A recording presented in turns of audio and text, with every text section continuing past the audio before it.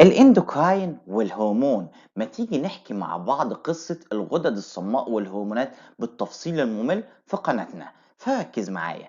لو سألتك سؤال واحنا قاعدين بندردش وقلت لك يعني ايه هرمون، هترد عليا تقول لي ايه؟ هتقول لي بكل بساطة ده مركب كيميائي بيتفرز في الدم، بيؤثر على التارجت تيشو، على نسيج معين. بشكل عام النسيج ده بيكون في منطقة بعيدة عن مكان إفراز الهرمون.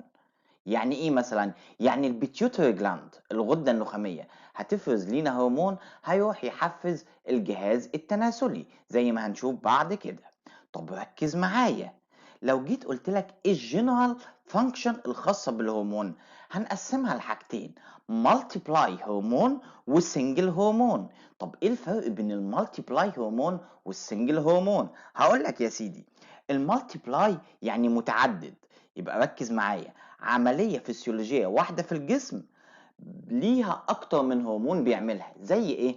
قالك مثلا الكربوهيدرات ميتابوليزم بتحتاج أكتر من هرمون عشان تشتغل، زي الأنسولين والجلوكاجون والجروث هرمون والكورتيزول. حلو الكلام.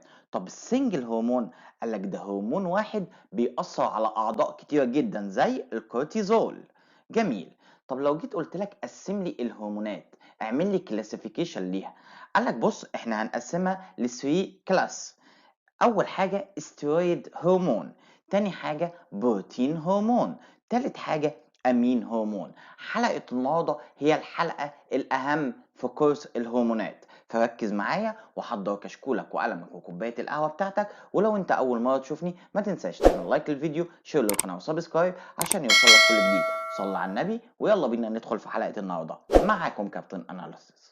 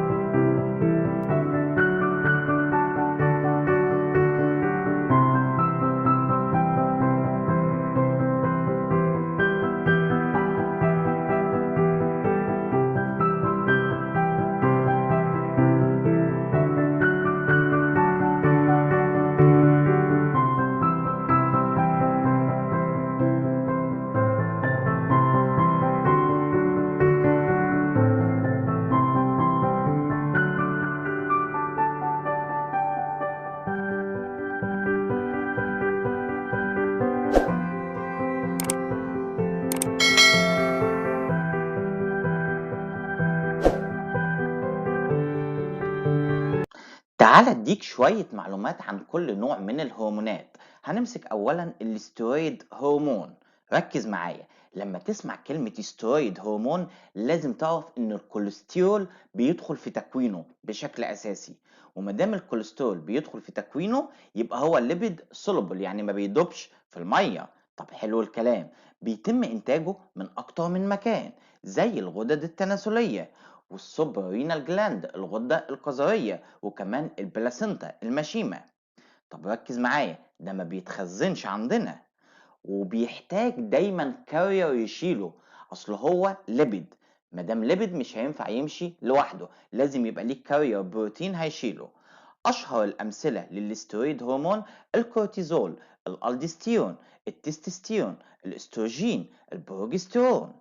بيتم تنظيم انتاج الهرمون عن طريق النيجاتيف فيدباك زي الاي سي تي اتش والكورتيزول، وده هشرحه لكم كمان شويه. تاني نوع عندنا وهو البروتين هرمون، فركز معايا فيه. بيتم افرازه من اكتر من مكان. اول حاجه البنكرياس، كمان البلاسنتا، وكمان الفص الامامي للغده النخاميه، وكمان الباراثايرويد جلاند. طب ركز معايا.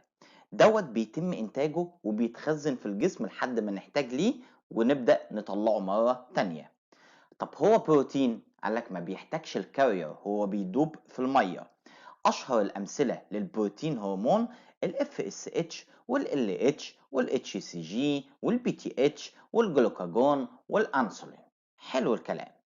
الهرمونات دي بتتميز بحاجة لطيفة جدا، إنها بتتكون من ألفا تشين وبيتا تشين.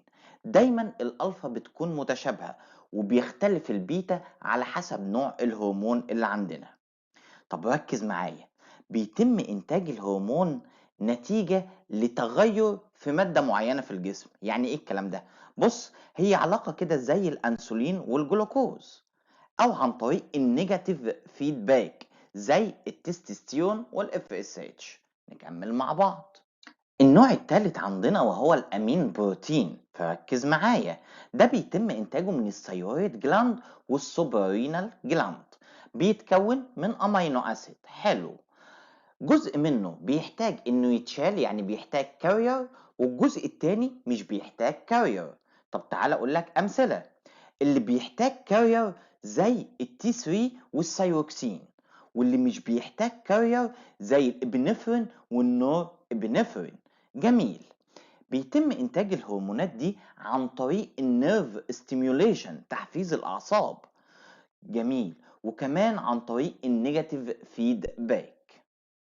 انت عمال كل شويه تقول لي نيجاتيف فيدباك نيجاتيف فيدباك. هو ايه اصلا معنى كلمه نيجاتيف فيدباك؟ ركز معايا وبص في الصور اللي قدامك دي. لما الهرمون في الدم بيزيد عن النسبه اللي الجسم محتاجها، ايه اللي بيحصل؟ قالك الهرمون ده بيعمل كنترول على نفسه. فمثلا يعني الكورتيزول اللي انت شايفه قدامك، لما يزيد نسبته في الدم، هيجي الكورتيزول يروح على البيتيوتري جلاند، ويقول لها بعد اذنك وقفي انتاج هرمون الاي سي تي اتش، ويطلع للهايبوثالاموس ويقول لها بعد اذنك وقفي انتاج هرمون السي ار اتش. فلما دول يقف انتاجهم، بالتالي يقف انتاج هرمون الكورتيزول، وتفضل الكميه اللي احنا محتاجينها في الجسم هي اللي موجوده بس. هو ده باختصار معنى كلمة نيجاتيف فيدباك. تعال اكلمك دلوقتي عن الهايبوثالاموس، الغدة الأهم في جسم الإنسان. الغدة دي مظلومة، حقها مش واخداه، فركز معايا. غدة ما تحت المهاد، المكان بتاعها البيز اوف ذا برين، قاع الدماغ. حلو الكلام.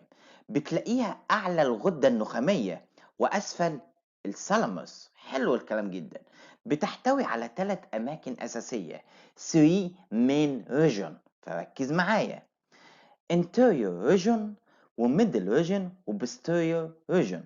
كل منطقة من الريجون دي بتحتوي على نيوكلاي أنوية مختلفة عن التانية. النيوكلاي دي بتتكون من مجموعة من الخلايا العصبية ليها vital function أو وظائف حيوية مهمة جدا. فركز معايا. تعال نمسك الانتيريور ريجون، المنطقة الأولى. ليها اسم تاني وهي السوبر اوبتيك ريجون، المنطقة فوق البصرية، ودي ليها أدوار مهمة جدا جدا جدا. أول دور ليها إنها هتفرز لينا هرمونات. الهرمونات دي هتعمل ستيميوليت للبيتيوتري جلاند، تحفزها لإنتاج هرموناتها زي الكورتيكو تروبين ريليزنج هرمون السي ار اتش. الهرمون ده بيحفز البيتيوتري جلاند انها تطلع هرمون الاي سي تي اتش، والاي سي تي اتش ده هيروح للسوبريلان جلاند الغده فوق القذريه، ويحفزها لانتاج هرمون الكورتيزول. والجونادوتروبين ريليزنج هرمون الجي ان ار اتش ده بيحفز البيتيوتري جلاند انها تطلع هرمونات الاف اس اتش والال اتش، ودول لهم دور مهم جدا في المينستيريال سايكل عند الواحده الست. السايوتروبين ريليزنج هرمون التي ار اتش، وده بيحفز البيتيوتري انها تطلع هرمون التي اس اتش، اللي هيحفز الثايرويد جلاند انها تطلع هرموناتها التي 3 والتي 4. استوماتوستاتين، وده بيمنع الغده النخاميه انها تفرز هرمون التي اس اتش والجروث هرمون، يعني بيعمل انهبت للتي اس اتش وللجروث هرمون. الاكسيتوسين، وده مسؤول عن السلوكيات بشكل عام زي الاثاره الجنسيه وكمان الثقه بالنفس، ومهم جدا اثناء الولاده والرضاعه.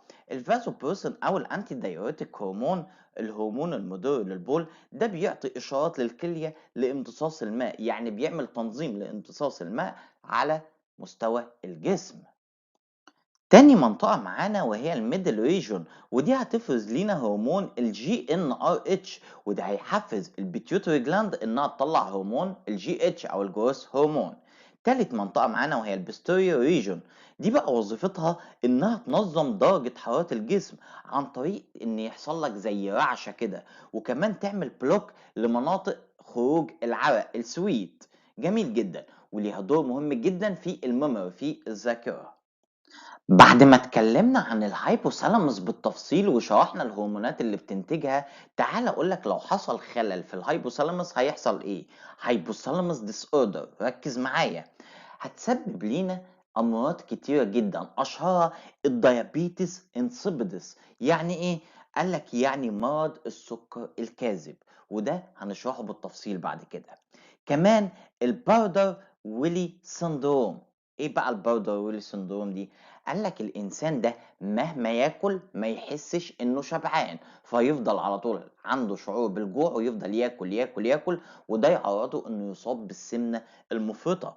كمان الهايبو بيتيوتيريزم يعني إيه؟ قال لك يعني قصور الغدة النخامية، الغدة مش هتقدر تفرز هرموناتها بشكل كافي. وبيحصل عندي حاجتين متشابهين، وهما الجايجانتيزم والأكروميجالي. ايه الفرق بين الاتنين؟ قالك بص، الجايجانتيزم دي نتيجة لزيادة الجروث هرمون، فتلاقي حصل عندك عملاقة، تمام، بتصيب الأطفال والمراهقين وبتأثر على طول الطفل.